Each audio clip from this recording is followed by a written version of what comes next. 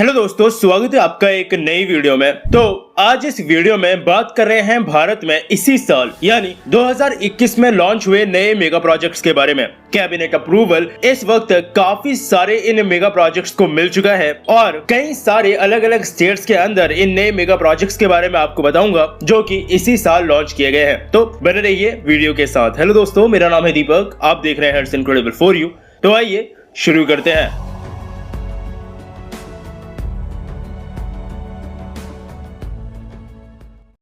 Number 1, Dhubri फुलबारी bridge. तो चलिए शुरुआत करते हैं नॉर्थ ईस्ट से ही। ये एक अंडर कंस्ट्रक्शन ब्रिज है नॉर्थ ईस्ट में आसाम और मेघालय के बीच में। अंडर कंस्ट्रक्शन से आप समझ गए होंगे कि इसमें इस वक्त तक काम होना शुरू हो चुका है। ब्रह्मपुत्रा नदी के ऊपर इसे बनाया जा रहा है जो कि 2026 या 2027 तक पूरी तरह से बनकर तैयार हो सकता है। बनने के बाद पानी के ऊपर ये भारत का सबसे लंबा ब्रिज होगा जिसकी लंबाई 19 किलोमीटर होगी और ये एक 4 लेन ब्रिज होगा। आज के समय में धुबरी फुलबारी के बीच में ब्रह्मपुत्रा नदी होने की वजह से डायरेक्टली रोड के थ्रू ट्रैवल करना बिल्कुल पॉसिबल नहीं है। उसके लिए काफी लंबा घूम के आना पड़ता है जिसमें 5 से 6 घंटे लग जाते हैं और अगर नाव यानी बोट से भी ट्रैवल करें तब भी 2 घंटे लग ही जाते हैं क्योंकि कोई ऐसी स्पीड बोट वगैरह है तो वहां पर नहीं है। जिस वजह से इस ब्रिज के बनने के बाद ये दूरी ब्रिज की लंबाई के बराबर यानी 19 किलोमीटर ही रह जाएगी जो कि 15 से 20 मिनट में आराम से कवर हो जाएगा। बात करें अपडेट्स की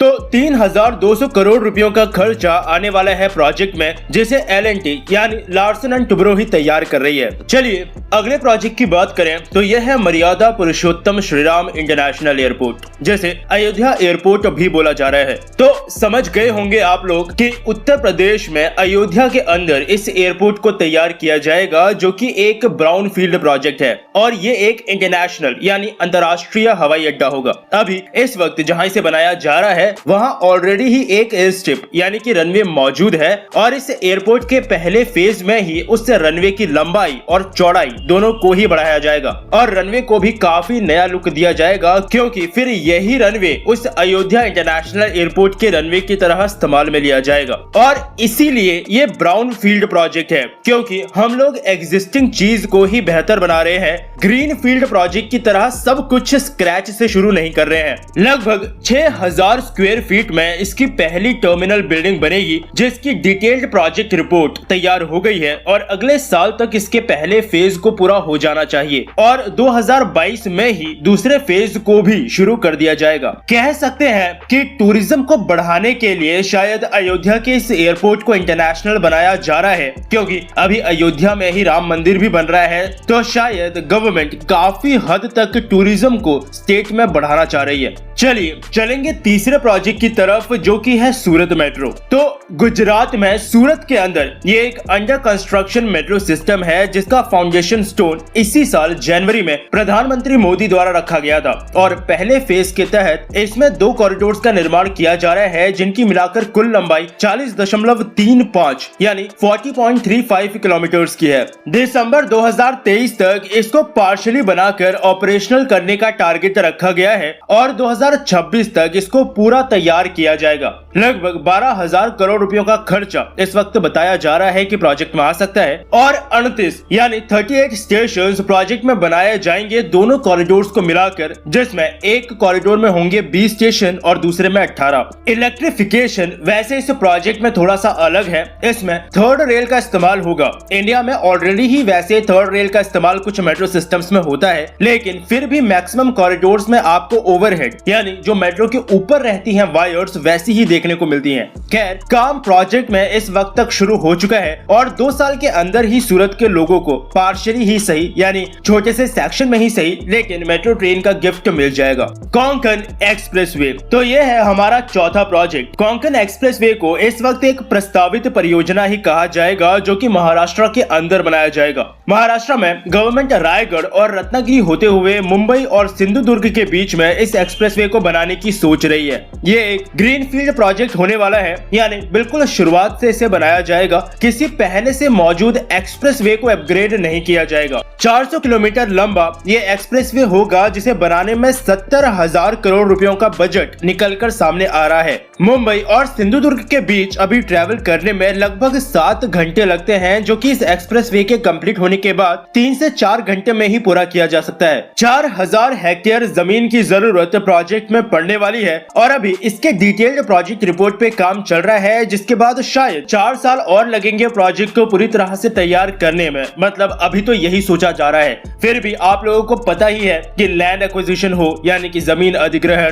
फिर काफी सारे अप्रूवल लेने होते हैं, इनमें ही काफी सारा टाइम चला जाता है। वैसे बोला जा रहा है कि बनने के बाद, क्योंकि फिर ये अच्छी कनेक्टिविटी दे देगा, तो कोंकण का जो रीजन है वहाँ पे अभी भी बेसिक सुविधाएं जैसे कि ट्रांसपोर्टेशन वगैरह उनका अभाव है, उनमें काफी हद तक हमें इम्प्रूवमेंट तो होती हुई दिख सकती है। चलिए बात करेंगे 5वें प्रोजेक्ट की, और ये होगा विजयवाड़ा बेंगलोर एक्सप्रेसवे। दोनों ही सिटीज या कह सकते हैं दोनों ही स्टेट्स यानी आंध्र प्रदेश और कर्नाटका के बीच में कनेक्टिविटी को इम्प्रूव करने के लिए इस प्रोजेक्ट के बारे में सोचा गया है। जल्द ही प्रोजेक्ट में काम शुरू होने वाला है, क्योंकि national highway authority of India द्वारा इसके डिटेल्ड प्रोजेक्ट रिपोर्ट को तैयार करने का काम शुरू कर दिया गया है। लगभग 570 यानी 570 किलोमीटर लंबा ये एक्सप्रेसवे होने वाला है, लेकिन ये पूरा शुरू से तैयार नहीं किया जाएगा। 360 किलोमीटर लंबा ही नया एक्सप्रेसवे बनेगा, बाकी का ऑलरेडी ही एग्जिस्टिंग हाईवे है जिसे इम्प्रूव किया जाएगा। प्रोजेक्ट के बनने के बाद दोनों ही सिटीज में लगने वाला ट्रैवलिंग टाइम 3 घंटे कम हो जाएगा। वैसे अभी रिपोर्ट्स भी आ रही हैं कि इस एक्सप्रेसवे को फ्यूचर में और ज्यादा एक्सटेंड किया जा सकता है, जिसमें इसको चेन्नई कोलकाता के नेशनल हाईवे 65 तक कनेक्ट किया जा सकता है, जो कि कनेक्टिविटी को और आसान और एक्सप्रेसवे को और लंबा बना देगा। चलिए चलते हैं छठे प्रोजेक्ट की तरफ, और ये है 7 मेगा टेक्सटाइल पार्क्स। तो अभी जस्ट 2-3 दिन पहले ही टेक्सटाइल मिनिस्ट्री ने एक नोटिफिकेशन जारी किया है, जिसमें उन्होंने बताया है कि 7 PM मित्र यानी mega integrated textile reason and apparel parks जो है वो सेटअप किए जाएंगे, क्योंकि आत्मनिर्भर भारत के तहत टेक्सटाइल सेक्टर में इंडिया को फ्यूचर में इंटरनेशनली रिप्रेजेंट होना है। 4,445 करोड़ रुपीस का खर्चा इन मेगा टेक्सटाइल पार्क्स को बनाने में आएगा, और क्योंकि अब कैबिनेट से अप्रूवल मिल ही गया है तो प्रोजेक्ट में काम भी जल्द ही शुरू हो जाएगा। अगले 5 सालों में धीरे धीरे एक एक करके इन 7 पार्क्स को लगाया जाएगा, जिससे ये एम्प्लॉयमेंट तो जनरेट करेंगे ही, साथ ही सबसे बड़ी चीज है कि ये इन्वेस्टमेंट को भी अट्रैक्ट करेंगे, और इन्वेस्टमेंट आने के भी अच्छे खासे चांसेस हैं। इस महीने के जस्ट शुरुआत में ही पीयूष गोयल जी ने भी इससे रिलेटेड ट्वीट करके ये जानकारी दी थी, और उन्होंने कुछ चीजें इसमें क्लियर भी कर दी थी, जैसे 21 लाख जॉब जनरेट होंगे, प्रोडक्शन अगर ज्यादा होगा तो एक्सपोर्ट भी बढ़ने के चांसेस हैं। पीयूष गोयल जी का ट्वीट इस वक्त आप लोग अपनी स्क्रीन पर देख सकते हैं।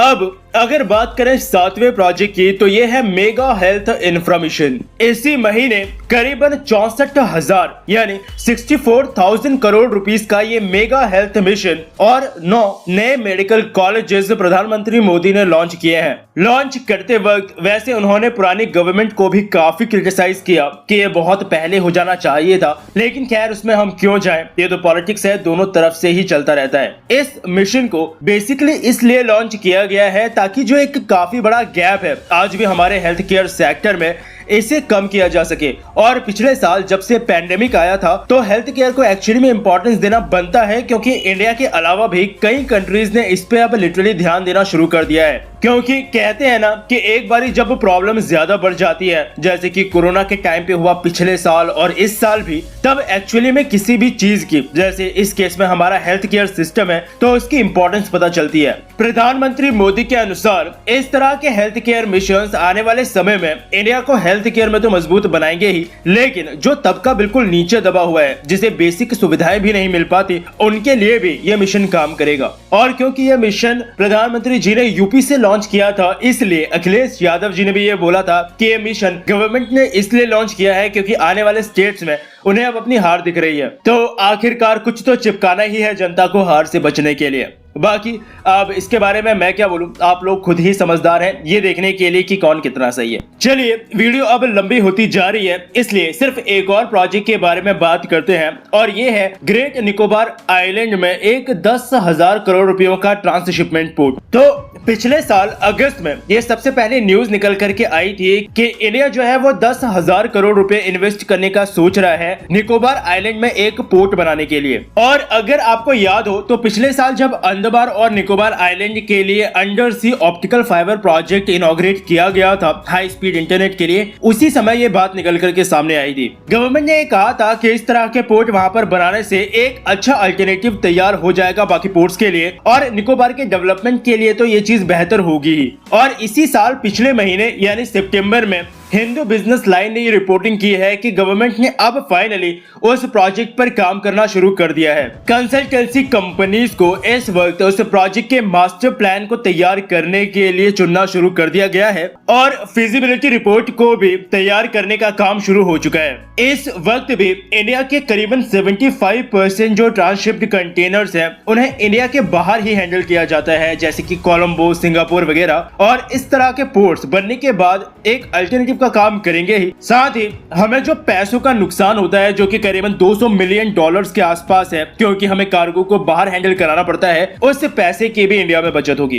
तो ये थे कुछ प्रोजेक्ट जो कि इंडिया ने इसी साल यानी 2021 में ही शुरू किए हैं, और कुछ प्रोजेक्ट तो जस्ट 1-2 साल में ही बनकर तैयार भी हो जाएंगे। बाकी आप अगर इनके बारे में कुछ कहना चाहते हैं तो मुझे नीचे कमेंट सेक्शन में जरूर बताइएगा। तो बाकी इस वीडियो के लिए इतना ही, मिलता हूं आपसे एक और नए इंटरेस्टिंग टॉपिक की एक नई वीडियो के साथ। तब तक के लिए अलविदा।